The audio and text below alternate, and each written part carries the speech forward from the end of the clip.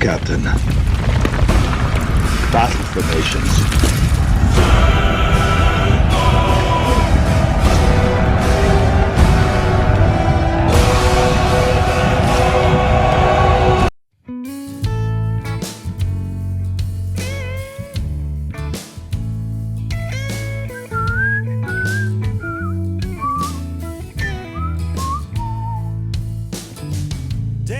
The blues, it happens every night.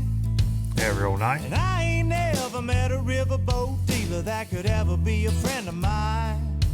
Have not. Summer heat never treats me kind, it leaves trouble on my mind. So I'm bidding farewell, putting in my notice, and I'll see you at another time. This highway does not know my name, and I don't care. Nope. No, I don't care. Headed my way for another place, and I got 3 good tires and a spare. Just a white line gypsy getting out of Mississippi with just enough gas to get there. low budget live, the not so live variety from the low budget live bar and grill here in the frozen tundra that has become beautiful southern middle Tennessee here. And welcome back, all of you low lifers. And if you're new to the program, that is a song called Biloxi Blues. I wrote it many, many moons ago. It's available on iTunes and Spotify and all the places. I get asked that weekly, and it is my song, so you can go listen to that. Have at it. I appreciate everybody checking that out over the years. It is indeed an old song, but it became the theme song of Low Budget Live. This podcast that started as a crazy idea 8 years ago. We're getting close to the 8-year anniversary, but this, you bunch of low lifers, this episode right here is episode number 300. Best I can tell, 300.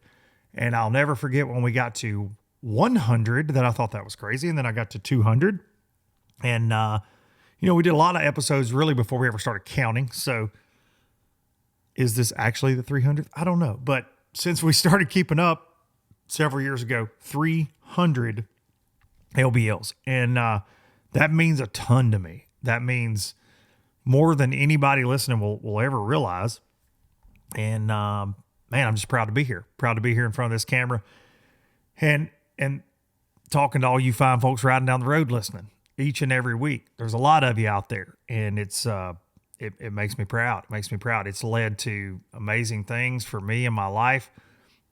Dream jobs like the NPFL, the Alabama Bass Trail, things I never dreamed possible. Partnerships in life with really cool companies. Some that I'm still with, some new companies that are coming on board. Some companies that I'm no longer with that were great companies. So it's just been a hell of a ride. And if you've been here for the entire time, thank you. If you're new, thank you. I see y'all new low lifers every week. But I wanted to start this show. This is going to be a banger, as the kids say, a banger. But I wanted to start this, as I tend to do. I talk about myself. This is therapeutic for me, and you never know. For me, maybe you're out there listening and you go, "This guy's crazy," or you go, "Man, I need to hear that." And look, you're probably right on both, or one or the other. So it hit me Saturday morning at the Alabama Bass Trail at Guntersville. Sitting there, it was one of the first places I ever fished like a bigger tournament away from home, out at Goose Pond on Guntersville. And Guntersville's bass fishing mecca for so many, and especially in the tournament world. And I remember going there. I was like 17 years old, fishing the co-angler side of an event there, and going to the Civic Center for the meeting and seeing guys like Andy Morgan and Wesley Strader for the first time in person, and getting to be friends with them over the years. It's just been amazing. But so many other guys that I still see on a consistent basis. Still talk to on a consistent basis, but as a kid, like a childhood dream. And the reason I say all this is it hit me Saturday morning, standing on the front deck of my boat, hand over my heart listening to the national anthem. I'm fixing to go out there and chase people around, do the on the water covers for Miss K with one of my best friends, Darian Craig, a guy that's becoming a really good friend, Jason Duran, my buddies Noah and Jared that are amazing camera ops, photographers, getting to hang out. Like, there's so many people in the ABT. They're just amazing people. John Simpson, Daniel Montgomery, all the tournament crew, all of our camera ops, but this amazing team that I get to be with, and it just hit me, man, how grateful I am for these moments, because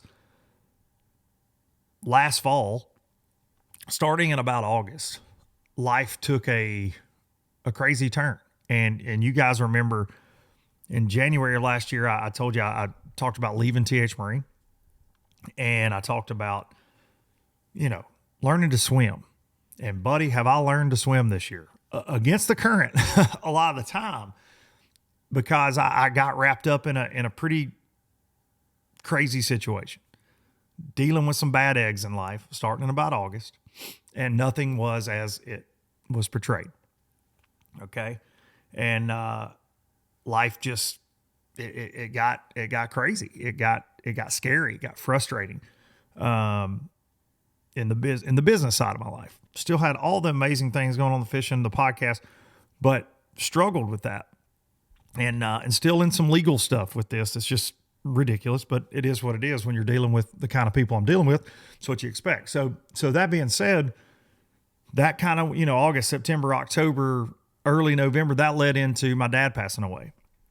And then there were some things that came after my dad passed away that had to do with kind of his situation in life and our relationship, some different things that took me for a ride, man, that I just never saw coming. And I won't go bore you with all the dirty details of it, but it's been crazy. And it's easy to give into negativity. It's easy to get in your own way in life. It's easy to just forget that life is good. No matter if you're barely making ends meet, there's something in your life that's good. If you are struggling with the job you got, there's some good somewhere in your life. If you hate every day, and I said this last January, man, being in a bad marriage, like, you should never, being in a bad situation with your job, you should never just be like, oh, this is just, you should never accept it. Right. And I gave that advice out last year, but then I found myself in December of this year, when I took a break from the podcast, accepting that the way I felt about all these circumstances in my life was okay. And I gave into it. And I'm a pretty upbeat guy. I think y'all know that if you've met me in person. I think most people would say I like to laugh. I like to have a good time. I try not to take things too seriously a lot of the time. And I gave into it, man. And I fell into, we call it, depression, anger, grief, like all these things that really just took the wind out of my sails in December. And man, it was crazy. I around Christmas, I just kind of got my crap together, to be honest. Like, dude, this is crazy. You're letting things drag you down. When that calendar clicked over 2025, and which wasn't that, this is the podcast for Monday, January the 20th. So it wasn't that long ago when it clicked over, but man, I made a conscious decision that I was not going to be drowned by the things in my life. And man, I'm telling you, that's easier said than done. I still have days where it's like you wake up pissed off or you wake up upset or whatever. But dude, when I get down to it and I go, I was a 12-year-old kid obsessed with bass fishing tournaments in particular, but obsessed with this stupid fish my whole life.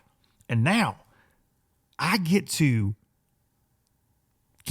make a living talking about this sport that I love, be around people that are all like-minded, that even if we disagree at times on things, this sport, this industry, it's amazing.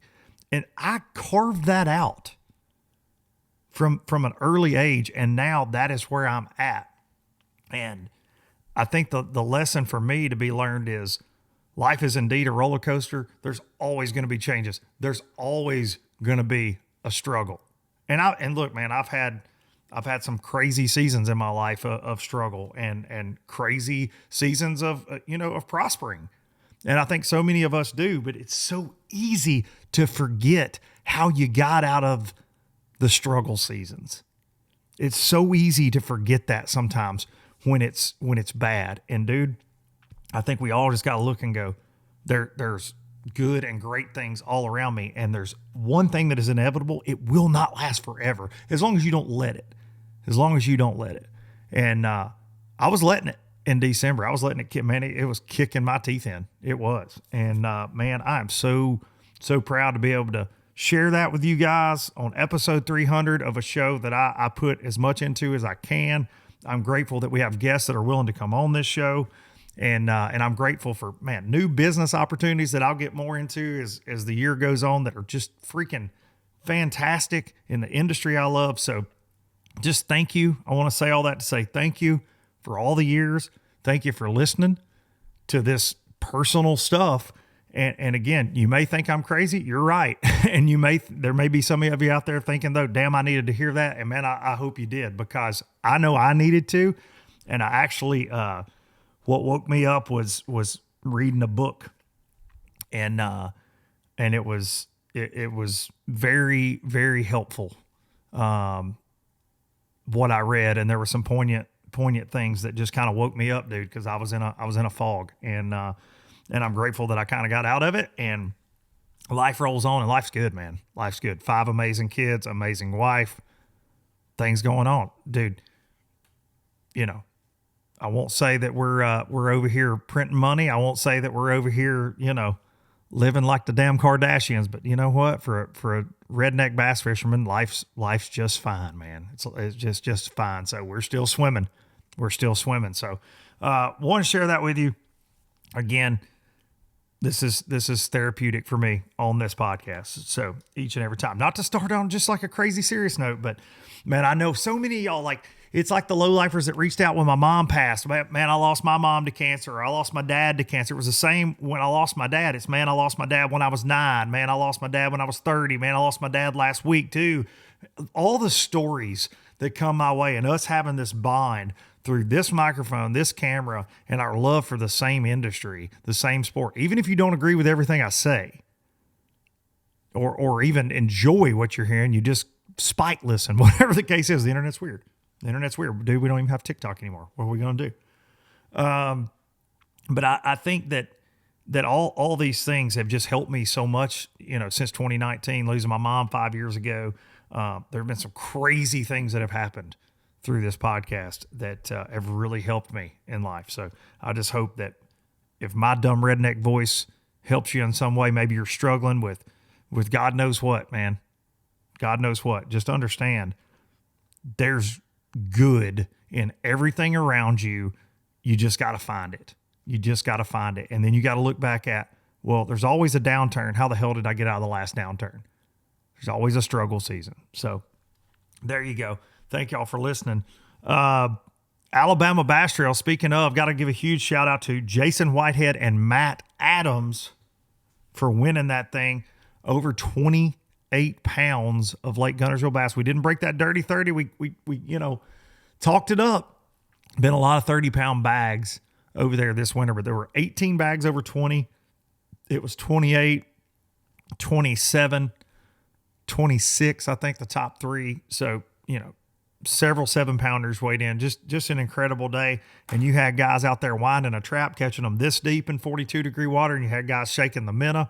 And I got to cover everything from, somebody that I consider a dear friend, Alex Davis, who's an amazing guide over there, and he's fishing shallow, to Bassmaster Classic champ last year, Justin Hamner, shaking a minnow and watching him do work in his element. I think he ended up with 23 something, but love that job. But want to say congrats to Matt. Matt was the first guy out of the Bassmaster Elite Series qualifications last year. Some of you that watched the FS1 coverage last year of the Opens, he had several top 10s, made a name for himself, man. And really nice guy, was bummed out about that, as you can imagine. I mean, it'll leave a sour taste in your mouth to come up one short after having to run all over the country, 9 events, but there's always got to be the first guy out. It's like the guy that weighs in after the giant stringer of the tournament and you got 11 pounds. That's rough. But Matt getting his year started off on a great note. And the coolest thing for me, when we were doing a post-tournament interview, he was leaving right then to drive to Clark's Hill for the first Bassmaster Open of the year. Where they're going to freeze to death all week. It's going to be very cold at Clark's Hill, but he was leaving right then to go start his journey to try to make the elites again. And man, I say it all the time, you got to be obsessed. You got to be addicted with bass fishing. And this dude he's a fish catcher and got to spend a lot of time over there with him at the ABT. So congrats to Matt and Jason on that. Want to thank some people real quick before we bring our guest on, and I'm very excited about this day. I'm excited. Obviously, I spoke about that here for the last little bit, but episode 300 means a lot. I wanted to have a guest on that meant a lot, and I think it'll mean a lot to you guys, and we're going to have a great conversation. But first, I want to thank some people that make all this possible. This episode is brought to you by FishTips.com. If you want to check out a fish tip, all you got to do is use code LBL10 to save on your first fish tip. And what Fish Tips does, they have expert anglers, expert guides scattered out across the country. Maybe you don't want to pay for a guide trip. Maybe you want to take your own boat. Maybe you're checking out a lake with your kids on spring break, is what I like to say. And you want to learn a little bit more about what patterns are going on, different things. You can purchase a tip that gives you that type of information. And there are so many experts on there. I mean, you can get graph, recommendations on your setup, your settings, and things like that. There's so many options on there. FishTips.com, LBL10. Bait-WRX.com, bait-works.com. You got the official home right there of the LOB jig at bait-WRX.com. Duncan-10 saves you money at baitworks.com, and they've got everything under the sun. But I'm telling you right now is the time to start thinking about the LOB jig. 7 fish catching colors, finer than frog hair skirt material, that 3-aught Eagle Claw trocar hook in there. You can throw it on big line and get them out. But when you're on there getting your LOB jigs, check out the entire selection. Baitworks has got it all available. Baitworks.com, Duncan-10. This will take a little longer than normal. A new partner right here. Old Boy Outfitters. What's up, Old Boy? Knoxville, Tennessee based company. I've been a customer of theirs. I've been a fan. It's a lifestyle brand. If you're an outdoorsman, hunting, fishing, they have a lot of fishing stuff coming out. Amazing hooded sun shirts that are UPF 50. Everybody likes those hooded sun shirts. That style, I switched to that years ago.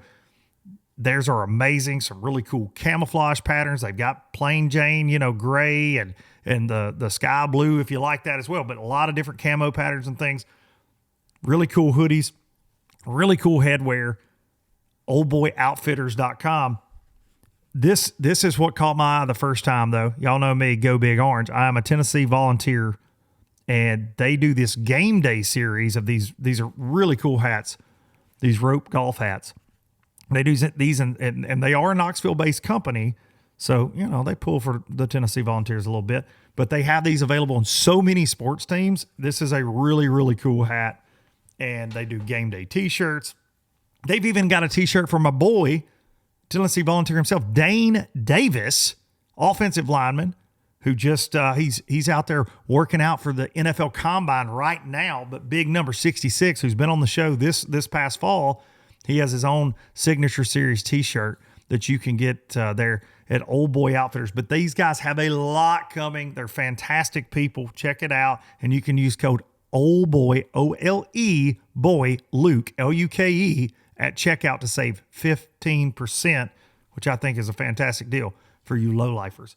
Old Boy Outfitters, lifestyle brand, very cool. So welcome to the low life. We are also, a little sneak, working on some low-budget live apparel that I'm pretty fired up about. More details to come on that. Very fired up. All right, and last but not least, Express Boats. Hang the imaginary banner. Express Boats. I'm running that X21 Pro LE. I've got an X21 Pro on the way. If you would like my LE, please reach out. It is for sale, but I should be getting my new rocket ship in March or so with that 250 Yamaha show. Fastest hole shot in the game, in my opinion. More tackle storage than you can shake a stick at. What's your excuse? I'm telling you, go check them out. Go to a dealer. 96-inch beam, big, bad to the bone aluminum boat, the original all welded aluminum boat. I'm not scared to take it from water this deep out into the Gulf of Mexico. I've seen me do it. Check them out, expressboats.com. Express Boats, building excitement since 1966. All right. Thank y'all for enduring my long-winded ad reads today, but I'm always pumped when we get a new partner. I'm always pumped when it's good people and that make really cool products. So yeah, Old Boy, y'all go check them out for sure. Appreciate them joining the party. All right. This is going to be presented by Eagle Claw. We're fixing to get them on the hook right here. Eagle Claw got everybody hooked on fishing, in my opinion, from cricket hooks all the way to them flipping hooks. But Eagle Claw bringing us our guest today. This man, we've had I'll set this up by saying we've had an interesting relationship at times. I won't say that we were, in my eyes, that we were ever enemies. We're two strong-headed individuals that definitely have butted heads at times. I take the blame for a lot of it. I think he would do the same, indeed, for some of our head butting. He is going into his second year of the Bassmaster Elite Series. After having a very successful YouTube channel, he went on an adventure to try to qualify for the Bassmaster Elite Series. I said on this show that a YouTuber could not be a bass pro. He proved me wrong. He's proven a lot of people wrong. He's fixing to fish his second Bassmaster Classic. He's got a Bassmaster Open win. He's also an MFer, and he's a hardened criminal now. He's a hardened criminal. Ladies and gentlemen, Ben Milliken. Well, as promised, here he is making his triumphant, I'm going to call it triumphant return. He may not feel that way, but by God, I'm glad he's here. I think we did the 200th episode of Low Budget Live. I went back and did some research. I'm pretty sure that's where we were at, 200. And now you're joining me for the 300th, dude. Ben Milliken, ladies and gentlemen, needs no introduction. Hardened criminal now. Crazy things going on. Elite Series Pro. I read off your stat line before bringing you on, as I tend to do a guess, and I'm like, can't leave out the fact that he's basically just a convict now. I'm just a convict. Yeah, dude, that's crazy. In 100 podcasts, think about how much has changed. It's freaking wild in both of our lives. Both of our lives for sure, man. And I actually said in the beginning, in the intro, talking about you, we've had kind of a crazy relationship, right? Like we were buds for a while. When I was doing the 6 Sense thing, we butted heads over some things, and I said I'll take responsibility for a lot of it.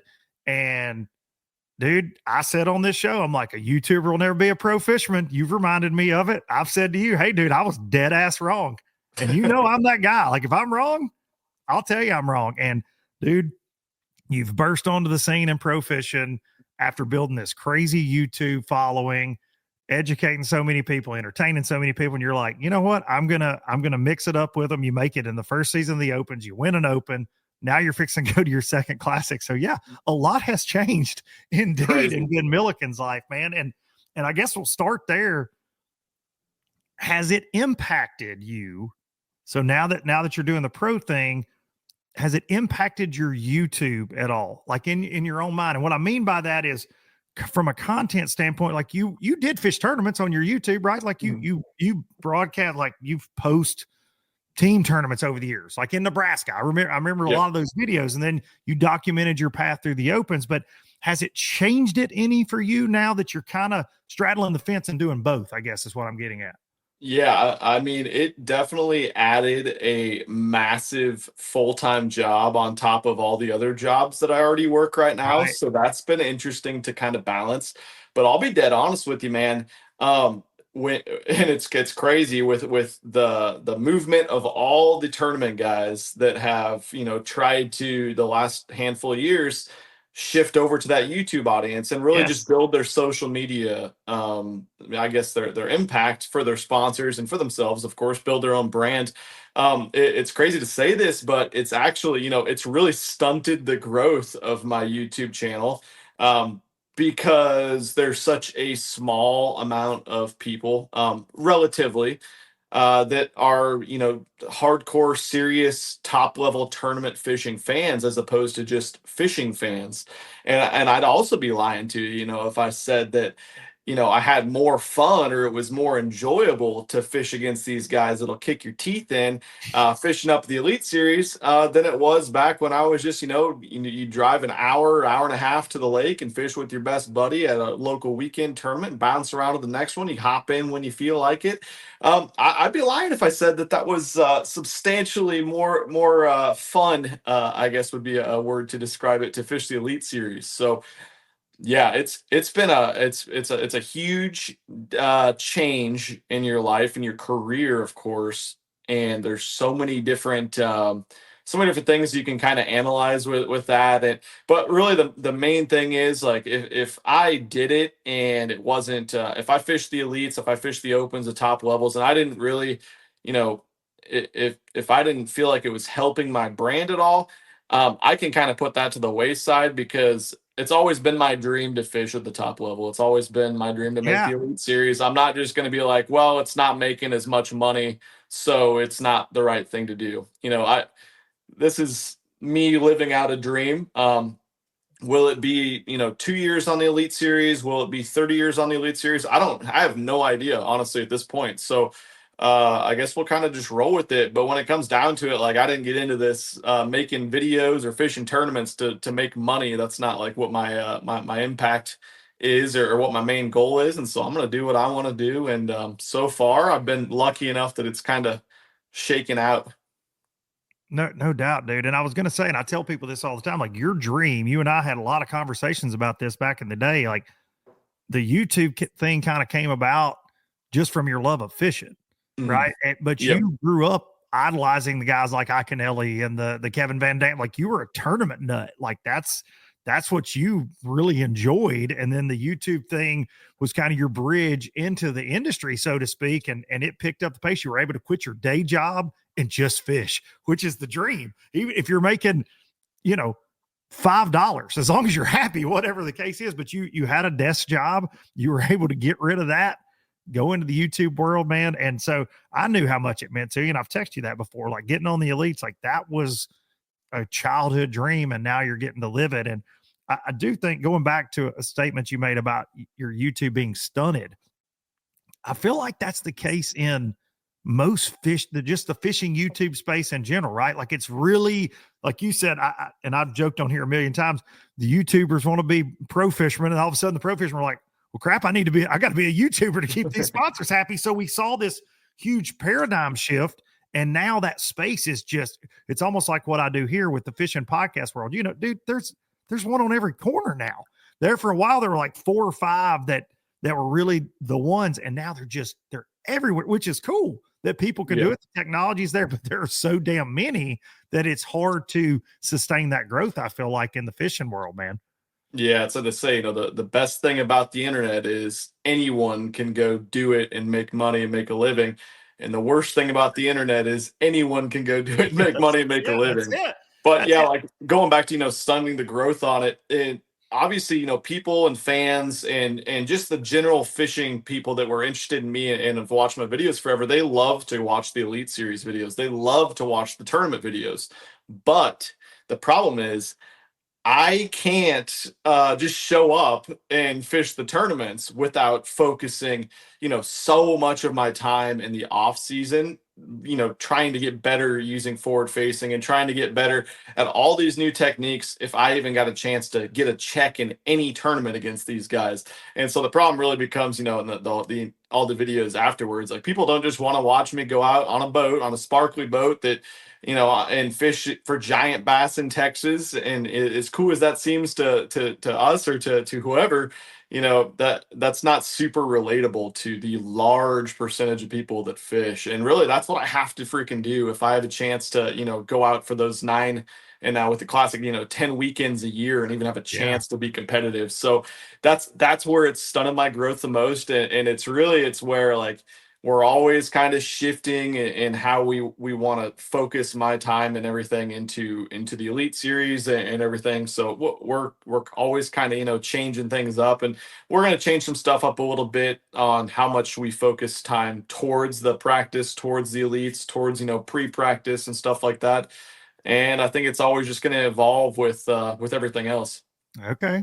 And you mentioned you don't know how long this ride's going to last. I mean, is this something you want to do like right now today? This is the podcast for January 20th, 2025, this 300th episode. I mean, is this something like when you're sitting around thinking, you're like, I want to do this till I'm Rick Clunn's age. I want to be a Bassmaster Elite. Or is this just something that's one of those life experiences, like it's a childhood dream? You're doing it now, but hey, maybe 2 years from now, you hang it up and start a damn saltwater YouTube channel. Like who knows, right? Like what are your thoughts on that? So I'm obsessed with bass fishing, and I'm obsessed with competition. So I hope I can fish bass tournaments until I die. But that does not necessarily mean that I'm going to do it, for Bassmaster on just the Elite Series. And who knows how, the tournament landscape, bass has been there since the start of fishing tournaments, Right. basically, but the tournament landscape's just, there's so many changes constantly, rule changes, format changes, new leagues go away, new ownership. It's impossible to say in 5 years if any brand will be around or if the same format will be around. And one thing that's always remained certain for me is that I always want to challenge myself, and not to say that the Elite Series isn't a challenge. It's like insane at how good Yeah, everyone is. no doubt. But like I love to try new things, even if they don't make sense, mentally, financially, on my gray hairs. I just want to challenge myself, whether that's fun fishing, tournament fishing. So, who knows what that'll end up being. I do think, we're at a point in professional fishing where we need a massive change in formats of how tournaments are really put together, both scheduling, how it's put out into the media, because when it comes down to it, we don't have the viewership to get anywhere to where we need it to be, or want it to be, if pros are gonna ever openly admit that they enjoy being a professional bass fisherman, and the entire aura around professional fishing isn't just about how our money is just dwindling away and there's no money to be made in it, which I do think is a lie and not super honest. But I think there needs to be changes, and I think that a lot of people will try some changes. Maybe I'll be one of the people that try to make some changes with that eventually. But that's something moving forward that I really hope we can see and work with the leagues on. Well, I would agree with you that we're in desperate need of change. I won't pretend to be a smart enough guy to say I know exactly what that change is, but I think that we are at a place where tournament fishing is, and look, I love it. I opened this show talking about how grateful I am to get to work for the MPFL and the Alabama Bass Trail, to be around tournaments. Like, dude, that's all I've done since I was 12. I love that world. I'm a bass fishing nerd from way back, and we are at a place in the professional side of it where I do feel like it is stale. It is stale. Like, and I hope that, this year we're taking a new approach in some of our live coverage efforts with the MPFL. And I hope that we can do something different. Again, sitting here today in January, I don't know what that different is, but I know we're going a different route, like production company. Try to do something different. And man, it's we're really in divisive times too, Ben. And you know that you've been right in the middle of that with just this forward facing sonar argument has, I feel like, ripped a lot of fans in half. It's kind of silly, but we haven't seen something this dominant in a very long time, and I think it is like that 50-50 split. It's Democrats and Republicans, I feel like, right? Like you're either for it or against it. It's really bizarre. But do you have anything just off the cuff that you think would help the industry? Just an idea, just to make it less stale in that, and how it's presented to the general public? Well, I mean, we're constantly trying to compare ourselves to other individual sports, like NASCAR or like golf. Mm-hmm. And obviously, everyone knows we can't financially compare ourselves to that. But when you start to think about, why those sports are successful, I think it's quite simply, it's so much easier to digest. The sport of professional tournament fishing is so bass fishing, that is so difficult to know what league it does what, Yep. when the schedule is what, when are they having their tournaments, where are they having their tournaments, what are the different rules in these organizations, why do these guys have co-anglers, why are these guys not, why Yep. does this league broadcast to this television platform and on their website, or they only broadcast here. You know, if you look at golf, if you look at NASCAR, there's something that's very, very obvious about those two things, that we are way different from. And that is they compete for 3 to 4 hours, one day a week, and it's consistent. You guys know, you turn the TV on Sunday. I don't know, and I'm not a fan of either sport, to be honest. I'm okay with both of them. I just don't have any desire to watch them. But if you turn on Sunday at noon, NASCAR is going to be on during NASCAR season. You turn on, the golf for the weekend, your guy is going to be competing that weekend. It's on the weekend. It's every weekend during season, which again, I don't know when that is. I know NASCAR is like what, February until I don't know how many weeks Yeah, I think straight the they go. Daytona 500's in February. My grandfather, God rest his soul, he was a NASCAR nut. I never got bit by that bug. Like I'm a casual, like I'll check out a cool clip on the internet or something, but other than that, like I'm not. But I think it's February, maybe into the fall. Like it's a long season though. I mean, it's pretty lengthy. And then golf, but like the Masters in golf, it would be, like the Classic. It's at the same basic week. Yeah. Every year, same course, that type thing. And oh man, it's Masters week. Like you hear people say that.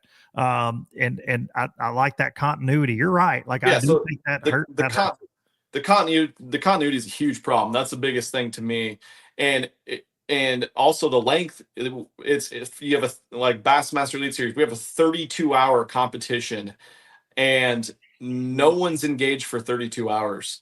And it's the exact same format every time, except the Classic's 3 days, but it's 5 bass, whatever. So, I mean, we have 9 tournaments spread out across the country. You might have 2 tournaments, 2 weekends in a row, and then you don't have a tournament for 6 weeks, and then you have them all the way into the fall, and then one's in the north, one's in the south. It's great. As traditional bass fishing fans, we love that. We want to see who's the best pre-spawn fisherman in Florida. We want to see grass tournaments. We want to see river tournaments. We want to see smallmouth tournaments.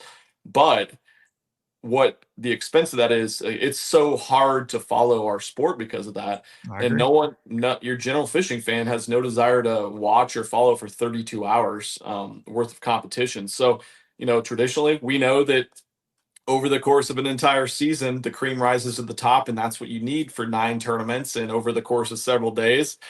But, if we could get to the point, and traditional tournament fishing don't want to think this way, so we'll have to break free. But what if we are competing, for 4 hours a day every single weekend for 3 or 4 months, as opposed to competing for 32 hours 9 weeks throughout the year? And it's got to build towards something. I understand why the Classic is in March. It's a great time for people to get excited about tournament fishing. It's the biggest time of the year to for the sport and bass fishing, but the tournament has to be at the end of the year. That's like, you got to get over it's weird starting it. Yeah, that's weird. And it's not even starting it anymore. It's 2 tournaments. That's true. That's right. It's like, that's true. So you have people that qualified from the Open the previous January, 15 months before. You have guys that qualified from the Team Series Championship in December, 3 months before. Yeah. Like, it's just impossible to follow.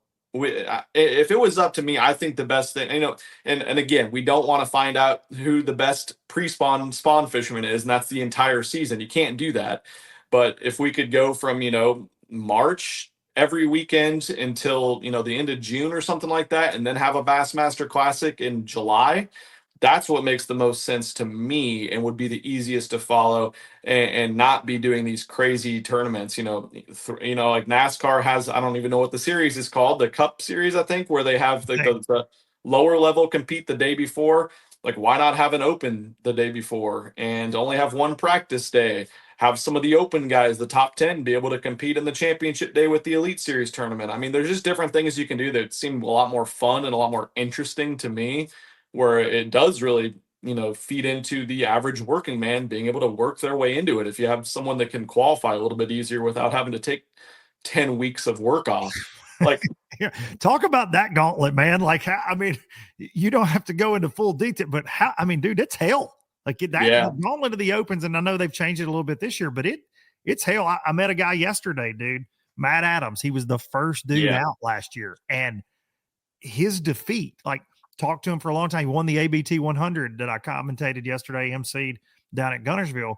Was getting in his truck to go to Clark's Hill for the first one. He's like, man, honestly, I'm just mentally so spent still from last year, just being the first guy out because you fish. He says, I'm only fishing one division this year. I can't do that again. He said, if I make it to the EQs, cool. But he said, man, I can't physically and mentally do that again. So how was that gauntlet? yeah. I think honestly, looking back at it now, I can't believe how crazy that gauntlet is. Looking at the guys that come through, and after fishing an elite series schedule, like just the open is just as strenuous or more on the body with 5 days of practice. And we had like one back to back, and the tournaments made a little bit more sense with how they were spaced out. The last years they were freaking pinballing around the entire Oh, country. yeah. It was wild. That was nuts. And they went from January until October. I mean, we were like March or February. Well, we were like March to October. So, it was a freaking grind. You got to be completely mentally locked into it. I don't know how you could do it while working full time, to be honest. Buddy. Just looking back, like the amount of breaks I had to have kind of go for me. I'm not gonna even, like, luck definitely plays into it. Like, you have to have so much go for you to make it, honestly, or you just have to cheat a lot. I think that maybe happened too. Who knows? Oh, it happens, buddy. What are you Yeah. talking about? I It mean, happens. That's something that gets talked about, in Yeah. hush circles, a Yeah. lot. But definitely, There's definitely- less. I'm kind of joking there. There's less of that happens I than I think a YouTube channel that's looking for clicks would like you to believe. Hey, man. Yeah. But I mean, you do wonder. You go through an entire season, and there's guys that never get polygraphed if you don't get first or second in open, or if you don't get, I don't think they do random polygraphs. If you don't get protested, then you don't get polygraphed. And what does a polygraph even mean? So, Yeah. and so, when was the last time, the judge and jury, dude? It's the judge and jury in bass fishing, the polygraph. Sucks. It's all we have. know. I mean, when was the last time someone failed a polygraph in an open? I'm not a huge historian as far as that goes, but I don't ever remember I can't anyone. remember. So it's interesting. I don't. Hank Weldon will listen to this episode and he'll text me when that was. No, I love Hank, and he's done such a great job, and he's always been amazing to me. I'm just saying, I'm not saying there's anything wrong that he's doing or anything wrong Bassmaster's doing. Same. Yeah, Hank's my buddy. Hank's my buddy. Man, I like Hank. I'm just even though he disqualified Little Trey Swindle over insurance, it was in the right. Yeah, it's just like, and then this year, I mean, with no co-anglers, it kind of opens the door to that even more. So, and that's not on him or anyone else. It's just it's fact, and it just we talk about different things that happen as far as information, and then they changed the information rule with them just recently. That's insane to me. The no info deal. I don't know if we want to get into that, but that's absolutely wild to me. I probably shouldn't speak on it as a I don't know. I'm not afraid to say anything, to be honest. But you're on the advisory board now. Isn't that what that's called? They picked you for the advisory board. You and your dad, Lee Livesey. I got elected. Yeah, that was the first thing. Lee texted me. He's like, "How the hell these guys pick me and you to be part of this?" I'm not gonna lie. I know both of you well, and I was like, "Those are going to be some loud meetings. Get ready for some opinions." Exactly. What it should be, right? Like, you don't need yes men. No, definitely not. You need people that go, hey, Chase, this is not a shot at Chase, but hey, Chase, this sucks. This is why this sucks. Like, you have to have people that do that. We had one of those similar groups when I was on the FLW tour, my last season there, and it was amazing. The guys that would complain in their little small circles, but then they were elected to this group, and you would get in there and they would never open their mouths. Mm-hmm. And you know me, I'm going to talk. And there were about 3 or 4 of us that would go, yeah, like, we should be moving towards this, or let's try that. And most of them would never speak up. And then when you get out of there, they would just go ham about everything going on. But you have to be able to look the guy in the face that's running the show and say, hey, this needs change. Yep. And I know you two are damn sure capable of that. Yeah, I think we have a really good group, man. But the five guys plus Cruz being the president of it. We had some great talks with Bass. We definitely every single one of us voiced our opinions and didn't weren't just yes men. So, not we haven't changed a lot, to be honest, from the rules and everything. And that sucks. But it's also, Bass is a for-profit organization. We're not going to say, hey, you need to do this for us, and they're going to snap their fingers and bend over backwards for us. So, hopefully it's something that over time we can grow with their organization, and we can get more power from the anglers. But I'm not going to lie and say to you, that there aren't private messages between all the groups and emails that we get from guys privately with our 5 or 6 person group, that are voicing some opinions about how we're not doing anything properly or how they still want to complain. And it's a lot of it's stuff that the guys aren't willing to say publicly in our big group chat, and that's fine. But yeah, it's exactly what you're saying. There's always something to complain about, and there's always going to be people that want to blame someone else and not be accountable for the things they don't like, and then just never say anything helpful when it comes time to speak up and say it. Why do you think that that is the case in pro fishing? Is it because, I mean, we all, I say we, but you guys are all individual brands, quote unquote brands, but like you've been very successful being yourself. I've been successful in this being myself, right? And when I decided, and it was the same way, same way selling boat parts. I feel like my customers for years have responded to me because I'm just Luke. Like I'm not trying to be fake. I'm just like, hey, this is who I am. Love it, hate it, whatever. I'm going to be the same when you see me next time. That's my deal. I don't want anybody, man, that guy's fake. And I feel like there are so many fishermen in particular that are just terrified to be themselves. And you know what I'm talking about. There are a lot of them that are one way on camera and they're not that same way when they're off camera and that kind of thing. Lee's another guy that I feel like Lee's full send, dude. He shows you who Lee Livesey is. And I love him for that. Respect the hell out of him for it. And we live in a time where it frustrates the hell out of me that guys, because listen, dude, this thing's like the damn hotline. You know that, like guys texting me to bitch about stuff or try to get me to say something on here, talking, but they don't say that publicly themselves or to the organization. That drives me crazy. Because at the end of the day, and I know we took entry fees away and all that, but like we're still paying customers as tournament anglers. So you do have a right to voice your opinion. You do. I think it's like you said, everyone's their own brand, and what works for everyone's brand is different, especially when you have guys that are 19, you have guys that are Rick was 76 last year. Not to say either of those two guys were, the ones that have complained or done anything wrong. And you got people from all over the country, and it's such a dynamic sport with so complicated, so many crazy rules, different leagues. And so NPFL comes out with a rule like this, so they come out with a format like this. MLF comes out with this, and I'm not blaming them. Like you can see different rules or different things, be like, that's a pretty good deal, I wish we do that over here.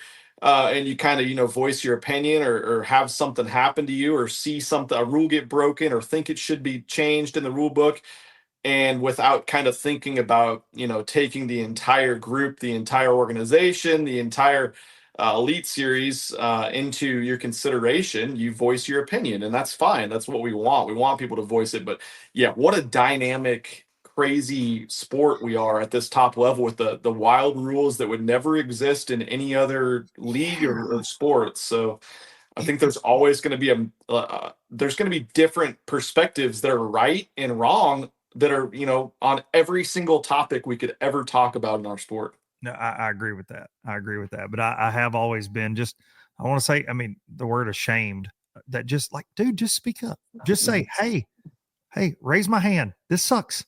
Let's talk about it. Yeah, exactly. Fishermen like to bitch and moan. You've learned that about tournament fishermen, I'm sure, at every level, but especially at the top level, dude. That's what we do. I mean, I do it on this show every week. Piss and moan. Did I lose you, sir? Ben Milliken went dark. Uh-oh. The Illuminati got him. Oh, no. Ben's gone, and my camera's all zoomed out. I'm not sure what's going on. We're going to hang here. hang here and wait on him and see what happens. I think he got booted.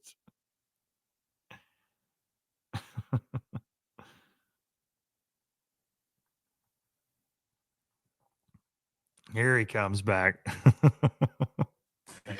And he's back. I just said the Illuminati got you. The Bassmaster Illuminati. Me. They snatched you, put you in a van, bag over the head. Yeah, I swear, like these last few months dealing with, getting my boat put together and everything for the year are just like the most annoying time of the year every year. And I always am like, I'm going to get it figured out in advance. And then I never do. And my phone just rings off the damn hook the last like month. I totally fine. I get it, especially when you're having to record a podcast on your Sunday afternoon with your phone, with said phone. I actually did not know that would do that on this platform, so that's good to know. I've not seen that happen. There you go. Okay, so there we go. That's hopefully now, it doesn't happen 6 more times. Well, if it does, we'll keep her rocking. But the Illuminati, we'll stick with that. Kyle Welcher and I went way 10 full hat last week. He goes, I've never talked about less bass fishing on a bass fishing show. We were talking drones and conspiracy theories. We had a great time. Kyle and I are going to start a conspiracy theory show. It's going to happen. Lots of requests from the low lifers on that. Yes, I like that. Kyle would be great for that. We need the Tony Christian files from FLW just as bad as we need the JFK files. We need all of that released. Yes. Hopefully Trump, he's going to make that happen for us. So real quick, man, this is the hot button topic with you right now. You're the convict, and I know you still got a lot legally going on with this. You and we've texted back and forth about this. I was actually at the MPFL at Lake Murray, South Carolina, and I start getting texts from folks. It's this mugshot of the damn glide bait king himself, and I'm like, what in the hell did Ben do? Because the day before I'd seen the Angler Advisory Board picture, and I'm like, well, he's not even fishing right now. And it's like tourney fraud. And what the hell's tourney fraud? Yeah. Tourney fraud, this whole thing. And so the story comes out, and basically you're, put one into the ShareLunker program, the way I understand it, and you didn't have a fishing license, correct? That was the deal? You got it. That's correct. Yeah. So I like I told you before, I'm not going to go like super into detail about it because I just want everything to be done with before I even really start talking about some of the craziness that's happened with this publicly and privately. But yeah, basically I made a mistake, and last year I had 13 fishing licenses in the United States, and I had one in Canada as well, in Ontario. And Texas is a weird state where it starts over in the end of August 31st to September 1st. And I swore I had a fishing license. And when I've never turned a ShareLunker in because I didn't want to blow up a lake. I'd caught 5 during ShareLunker season since I moved to Texas. But the week before that, I did Bass University over at the ShareLunker facility, met the people that were involved there. They gave me a tour. They were really, really kind to me, told me that they really want me to bring my fish there, and they explain, how they do everything with their hatchery and how safe it is for the fish and how the fish get back in the water. And so a week later, I was out fishing. I catch a giant 13.4, I think, or 13.14 or something. And I was like, I called them. I was like, is there any way I can turn it in and not have the name of the lake released? And they said no. And I was like, damn it. And so I'm like, all right, well, I want to turn a fish in. I'll turn it into you guys so you can have it to spawn and then get back to the lake. I like what you guys do.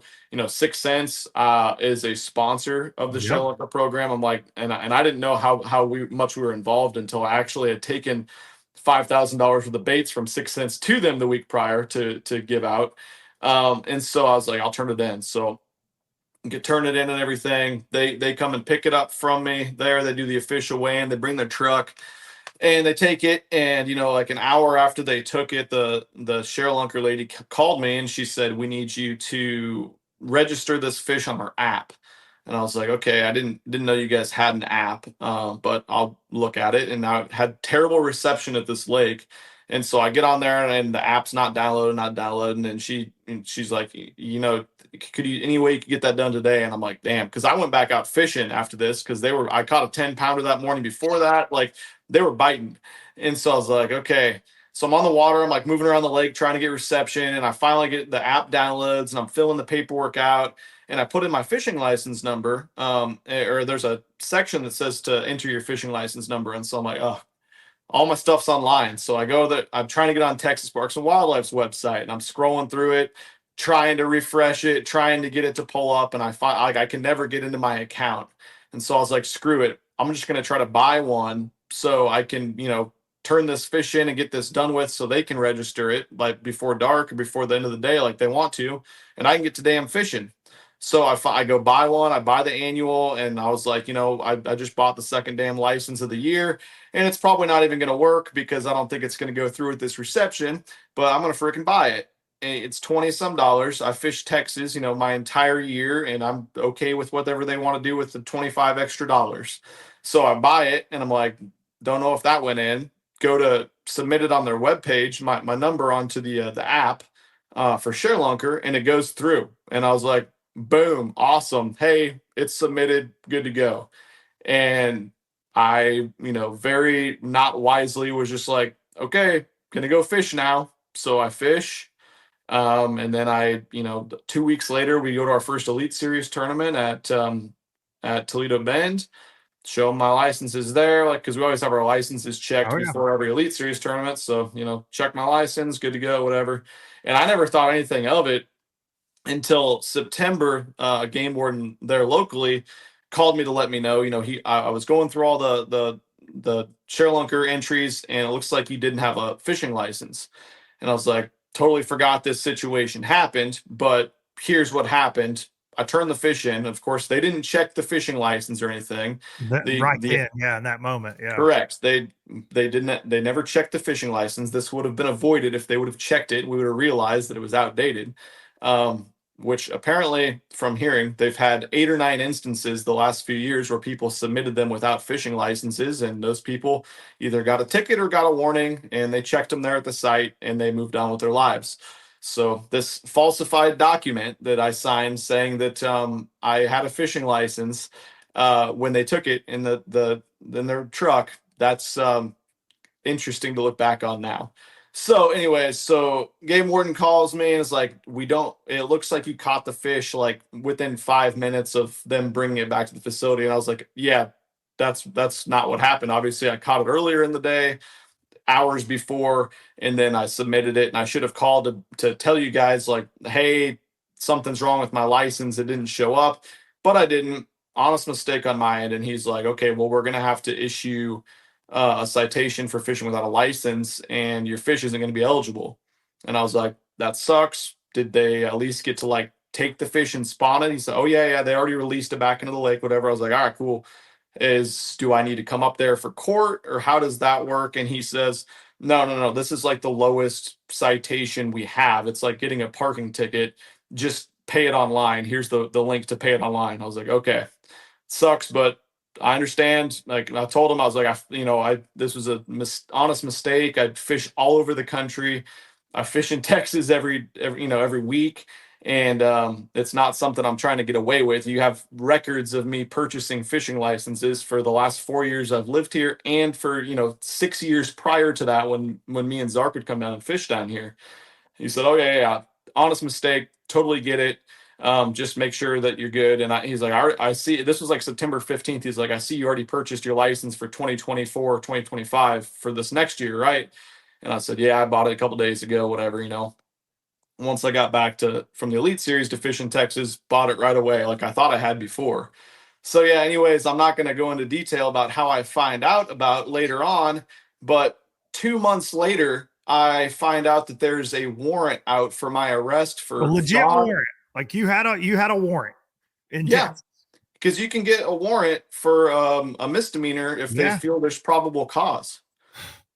And so I find out I have a warrant out for my arrest for fraud in a fishing tournament.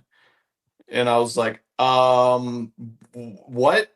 And so, yeah, the game warden that I told it was an honest mistake, and that he told me, totally understand, honest mistake, just need you to sign this damning citation that admits that you're guilty.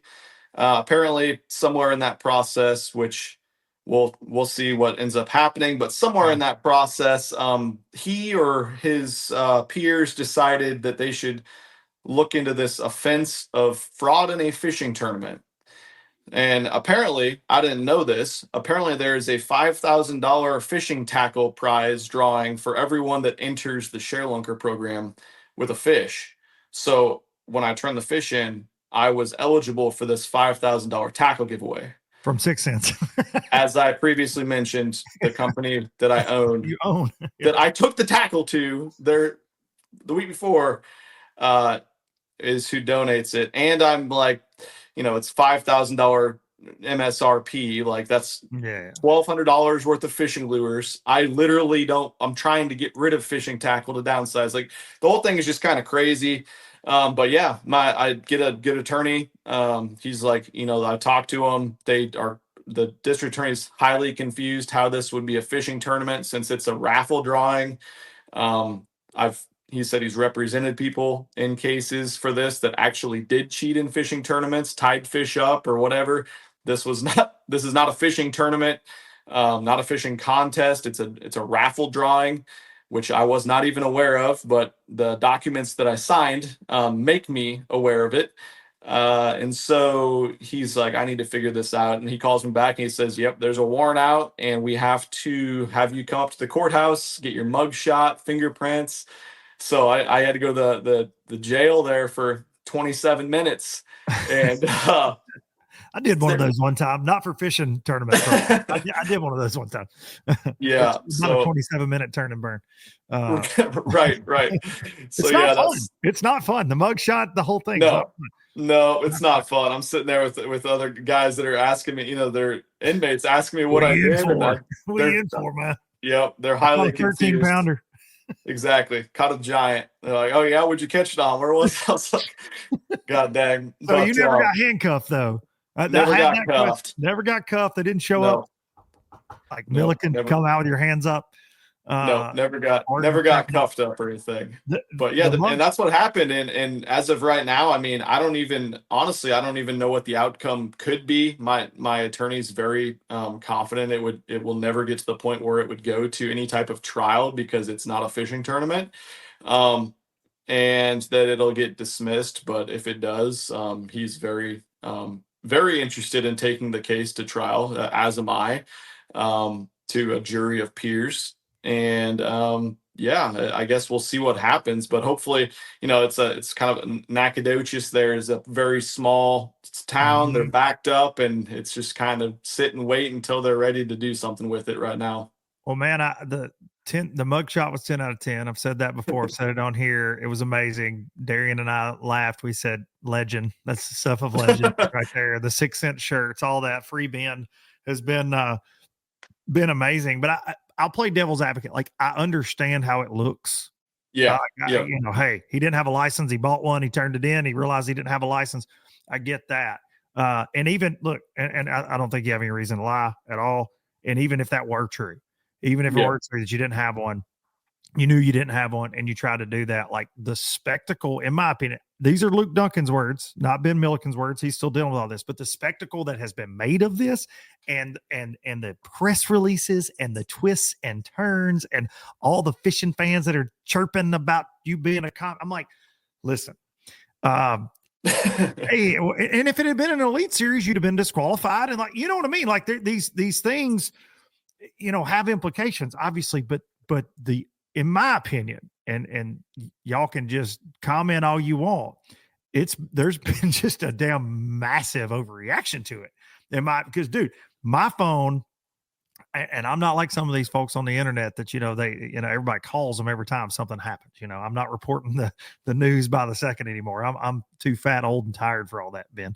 But I had so many fishing fans send me the arrest report. They're like, oh, Ben Milliken, man, let's check this out. Like Facebook messages and Instagram. And I'm like, what?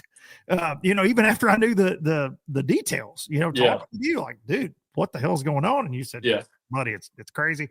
And but it's been a massive overreaction, which, you know, the internet obviously does. But I told you, I had even a comment last week. I did a little short, low budget light on a big cheating incident that happened in the early 2000s. Somebody's like, you should cover that convict tournament fisherman in Texas. Didn't call you by name, but I knew he's like tourney fraud. And I'm like, I knew what he was talking about. Yeah. Could there be implications? There's something. If you don't have you can't purchase a license, something happens with an Elite Series guy, and gosh, people are going to roast me in the comments for not remembering who it was. They're not having a license. They're implicated. Who was it? Strassner. Yes, from Bama. That's right. From Alabama. Right. Are there implications potentially for that?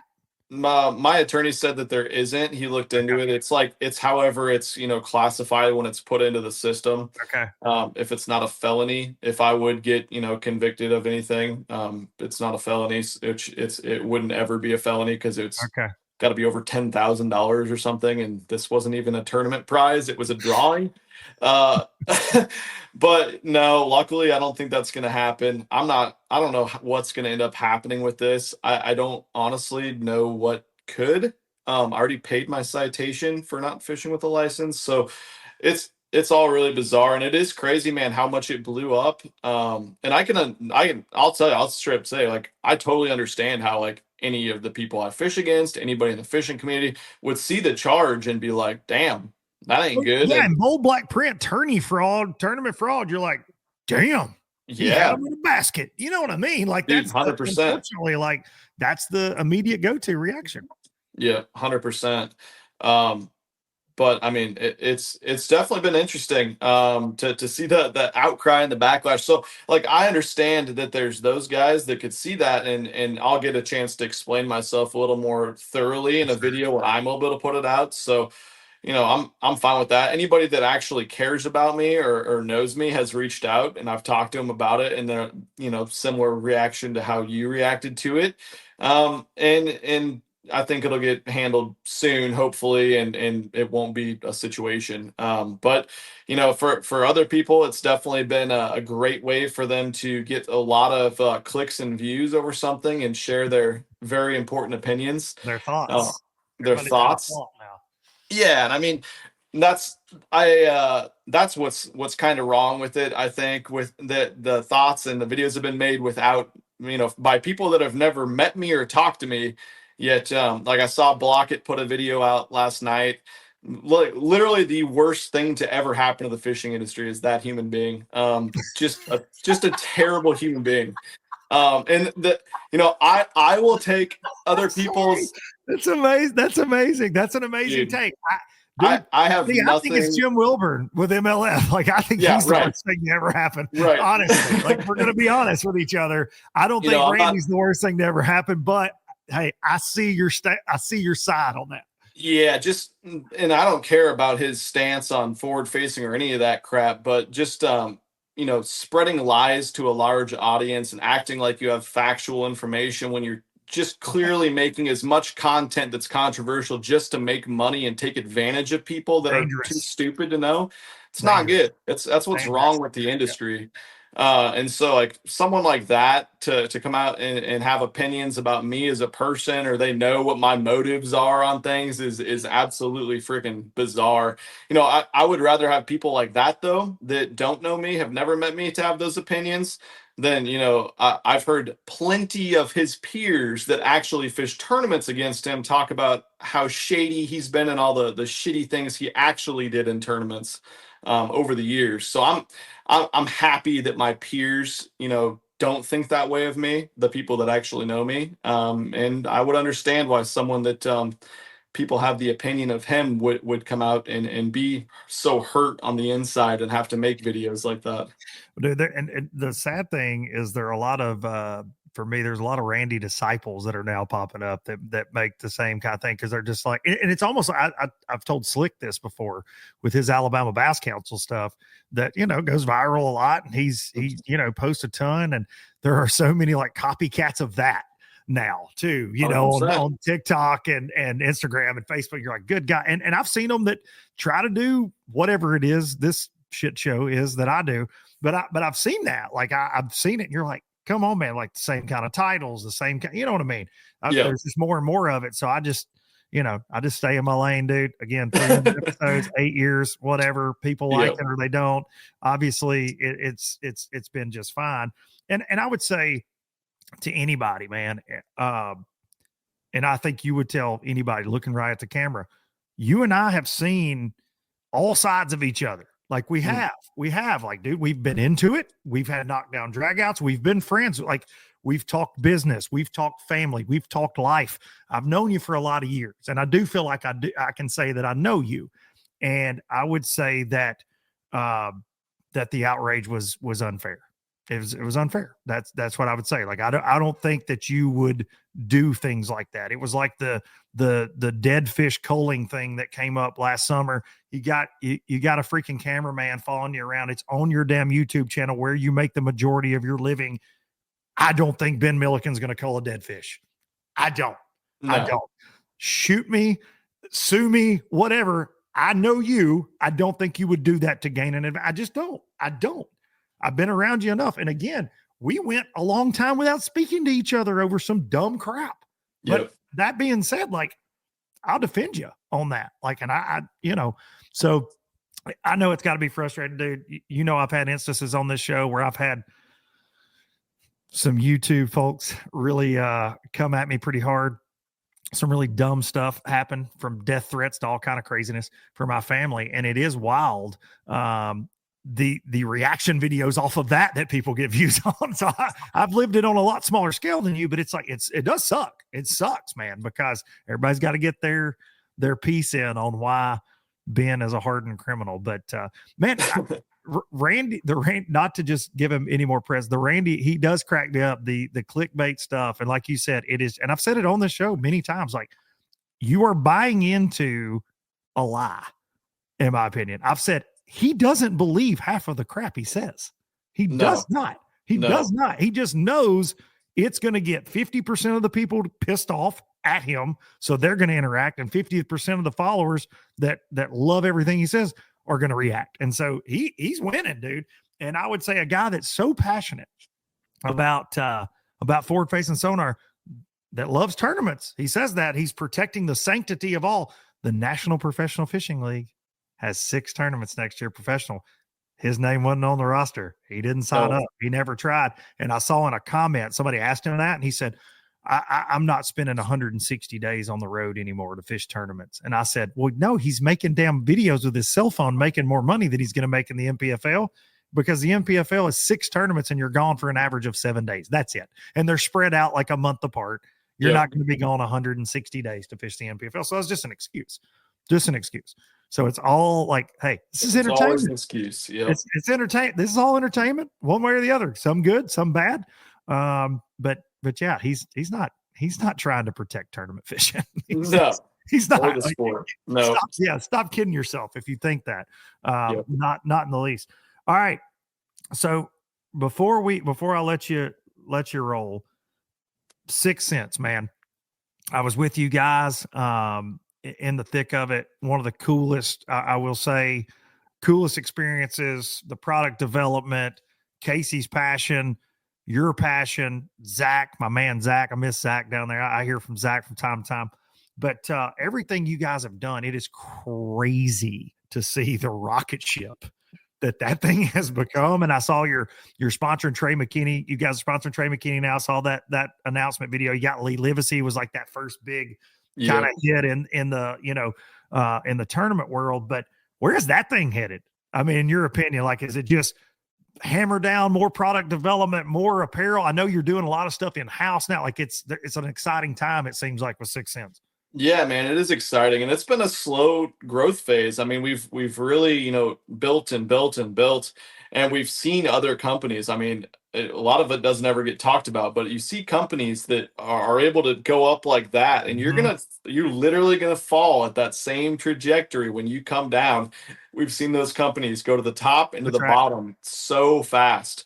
And that's really not something we've been interested in building. Like, we're a family-owned company. We've been offered, buyouts by these giant corporations, which, man, that I can see why people would fall for that and go that direction. But this is something we haven't talked about, but I think that, and I made a video about this. I didn't realize really Yeah. how true was about to become even more the last year and a half since I made that video, or 2 years, I guess it's been now. But that has wrecked the fishing industry and really had so much negativity and taken the dollars from inside and directed them exactly outside the fishing industry, Yep. um, more than anything. And that's where our dollars are going, Yep. instead of into our pockets as anglers or as tournament fishermen.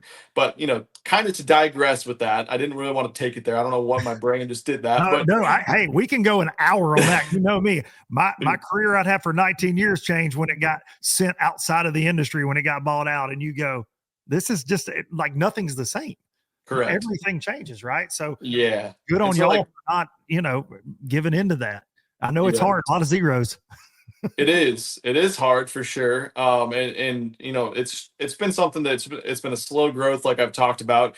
But moving forward, we're gonna keep growing. We're gonna release just a ton of products. It's crazy how much we've been able to release the last year, 2 years. I think we're gonna try to release like over 100 products in the next year. So it's always just crazy. And I think most importantly, man, Casey still designs the baits. He still runs the company. It's his baby, his dream. He's a tournament fisherman. He still stays, in touch and in tune with the tournament industry and with his buddies around this area in Texas. His brother is the other owner along with me. His mom works in the shop, makes jigs and skirts and hats still. My dad works in the warehouse Oh, now, no does kidding. I yeah, didn't know does that. quality control stuff. Like, we are a family run company, and we have not gone corporate at all. We've gradually grown, and now we're trying to take as much of our manufacturing, almost all the soft plastics are now in house in the facility. So hopefully we can continue, making more products in the United States, and I don't see it going anywhere else than up, and we'll just kind of see how it keeps going. Well, yeah, you got crappie stuff now. You got me jonesing for some of this Josh Jones, this crappie guru stuff. Yeah. That redheaded fella, he'll sell you anything. Damn, he's catching giant bass like you, and then here's some 3 pound crappie. You had a 3 pound crappie the other day too that I foamed at the mouth over when I saw Yeah. that on social. Never touched one over like 2.5. So that's a dream fish right there. But it's impressive to see, man, from Casey's story. For those that don't know, just real quick, but like painting baits basically in his dorm. Yeah. Like he's always been this custom paint guy, to go from there to where it's at. And again, to understand the passion and see the folks there, how hard they work, and to see that brand. It's wild, man. I rarely get on social media that you don't see the Six logo, that you don't see a new bait dropping. I feel like what's the new? I just saw it yesterday. Ozzy, the Ozzy. Yeah. Is that so? Yeah. That's going to be a killer, I guess, a minnow shaker. It's been good. Yeah, it's a little minnow shape that we kind of designed a while back, and we weren't really sure. Casey kind of came to me with it. He's like, I don't know if this is going to be a trailer or a jig head bait or a swim bait or what it is, but try it out, see what you think of it. And I started using it. I was like, it rolls and oscillates extremely well, and it still has that good flowy tail movement. And so yeah, that's just a bait we just came out with about a week ago, and Okay. people are freaking crushing them on it. It's not super realistic or detailed when you look at it, but it catches fish, and it gets them, man. We're coming out with this whole new series of baits called the Master Class here in February, and I never thought I would see this, but I had Livesey on the boat the last 2 days, and we freaking scoped around, and we got some of these baits are like 2-inch baits, little crappie baits. And we fished them on our crappie jig heads. And man, these are like, with times getting more pressured, and those fish seeing more baits, like those are the only things we can catch them on. So we're catching 9-10 pounders on 2-inch baits, and these things that are coming out, like, man, it's crazy. And that's a good thing about our company. We don't have any desire to just make something to make money. We're not just going to come out with another bladed jig. We're not just going to come out with another top water. We're really going to try to make it different and catch fish as best we can at the price point that everyone can afford it. And so that's really what I think has helped. We've always just put out good products. We want to put out the best products we can, not necessarily the ones that'll sell the most all the time. We just want to have people catch more fish and have it make sense with how everything's kind of changing. Well, that's admirable, and I know the stuff catches fish, man. It has for many many years and will continue to, and that team continues to grow. So it's awesome to see. And folks, if you're listening to this, watching this, listen, Ben and I are alike in the fact that we're bored very easily. It would say we he spreads himself thin, but I think I think that's important in life, right? Like and you're living proof of it. But you don't have to just kind of settle into that one thing in life, and you're not anchored down by one thing. You can change your path. You can take on multiple things at a time in life, and really expand your horizons. In my opinion, I think you would definitely agree with that.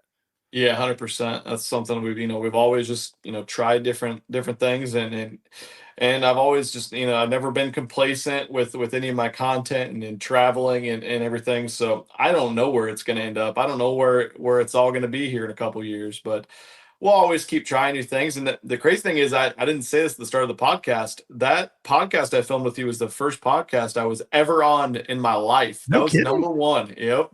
I didn't realize that. I don't guess. And you did? Are you still doing a podcast? I don't see No, that. I no. was gonna say I did a few I did one episodes with and I you. was like, you know what? I don't enjoy this. And I would rather go fish than do a podcast. Yeah, And that's just me. Like there's yeah, been yeah. so many guys have been so successful like yourself with it. And it's not a platform that I really enjoyed a lot. So I didn't do it. I mean, so that's kind of been my thing. I think if I ever do anything that I'm not genuinely enjoying, if I ever come out with a product that I don't genuinely think is gonna, help you catch more fish, I'm not gonna do it. Like I'm Yeah. not interested in it. It's you won't see me do it.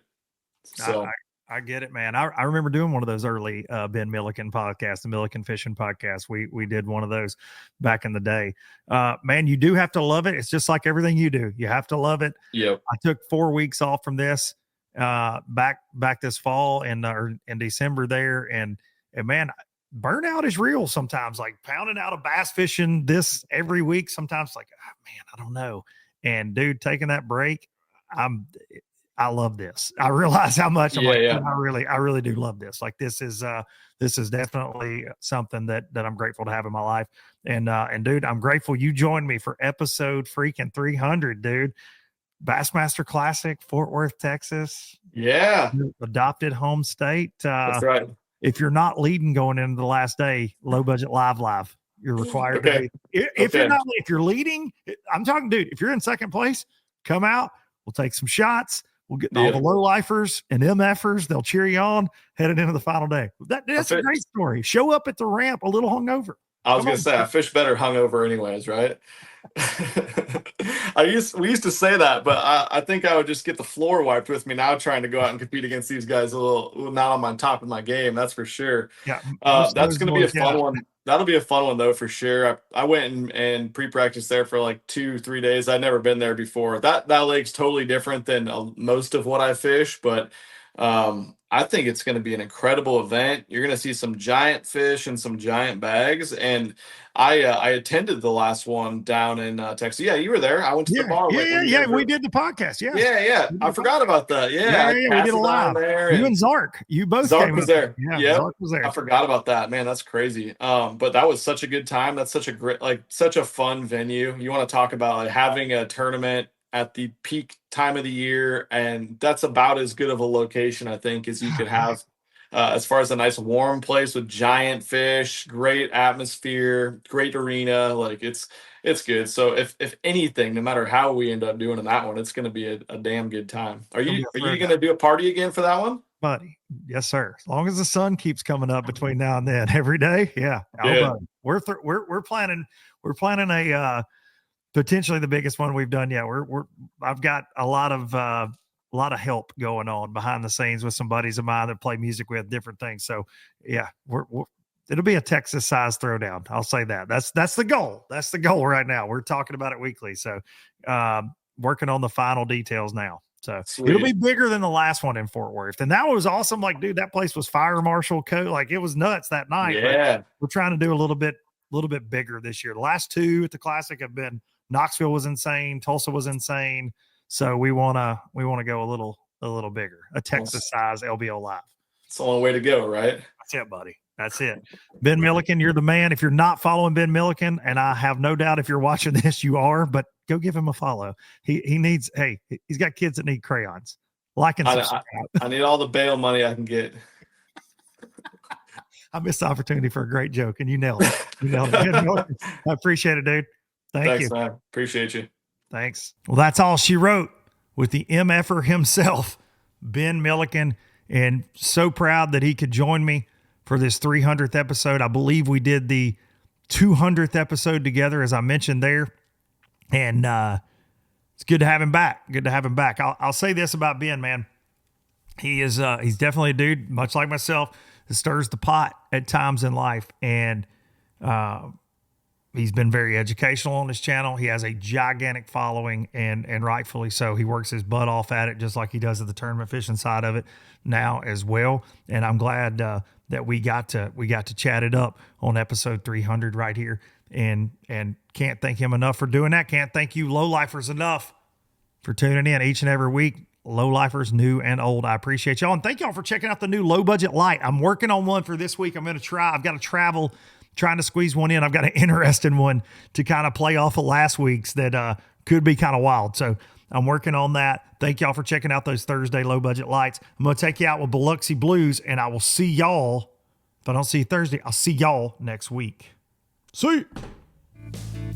Spanish moss and Civil War ghosts, well, I'm gonna leave them in the past. Any direction, Lord, I'll be fine. It don't matter east or west. North, south, wherever the wind blows, I'm leaving those burdens at rest. This highway, it does not know my name, and I don't care, no, I don't care.